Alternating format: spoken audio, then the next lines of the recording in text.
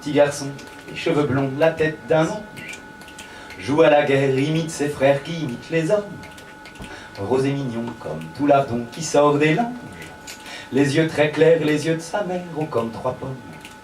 Il a eu de la chance, à la naissance, la petite crapule. Il a vu le jour bordé d'amour dans une clinique. Par en vieille France, le monde commence en particules. Le fait l'entoure, le parc d'Atour très catholique. Famille nombreuse, famille heureuse, famille modèle. Propriété, voile, il était chien de race. Grand-mère gâteuse, tante religieuse, cousine si belle. Dans leur chemisier, leur jupe plissée, première de la classe. Et sa mère attendrie qui guette son mari, qu'elle aime comme un père. J'ai une gros foyer qui surveille la portée, la couve et la nourrit.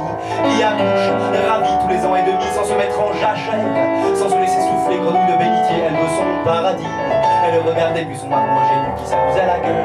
Qui avec ses frangins, toute sa bande de cousins se chamaille dans le parc. Ses gosses rosés joufflus dont elle torche les culs et dont elle est si fière. Qui se refont vert d'un puits, poussent des cris d'indiens, se fabriquent les arcs.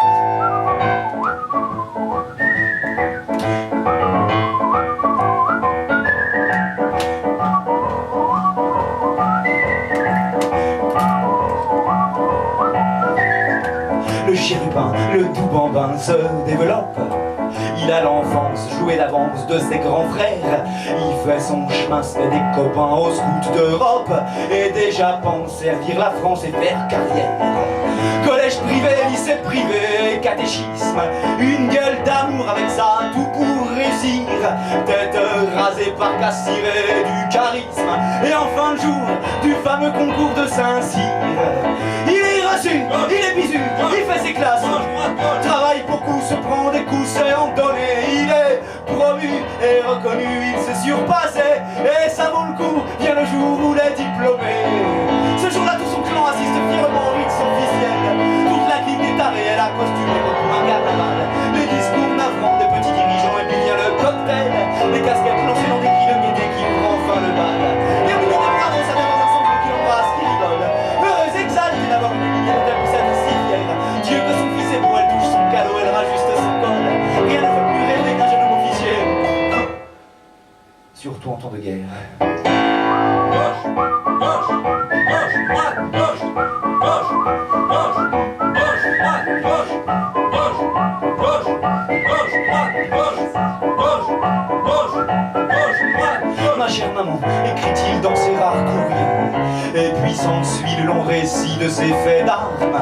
Enrobé dans des mots gluants et empoulés, il a le souci, sa mère, de lui tirer des larmes. Et elle pleureuse, elle rageuse, elle défaite. Elle chagrin qui prend ses mains pour des mouchoirs. Elle reste pieuse et courageuse, elle se tient prête, elle prie pour qu'enfin sonne la fin et la victoire. Et un matin, il s'en revient, son cher enfant. Il fait très beau, la météo se moque des clichés. Il s'en revient, prend du sapin, les pieds devant, sous un drapeau, le papier cadeau de l'armée. Et sa mère effondrée, qui paraît étonnée de cette fin brutale. Peut-être pensait-elle son fils tant immortel, que croyait-elle l'idiote? Que son homme officier était immunisé, qu'il déliait les balles. Le monde est bien cruel, elle s'en remet au ciel, elle imbuvable bigote. Mais le plus révoltant, c'est que cette chère maman ne l'est pas révoltée. Elle ne vomit même pas contre Dieu ni l'État, un légitime venin. Le jour de l'enterrement, elle reçoit dignement la famille endeuillée, qui lui presse le bras et qui se dit tout bas que le noir lui va bien.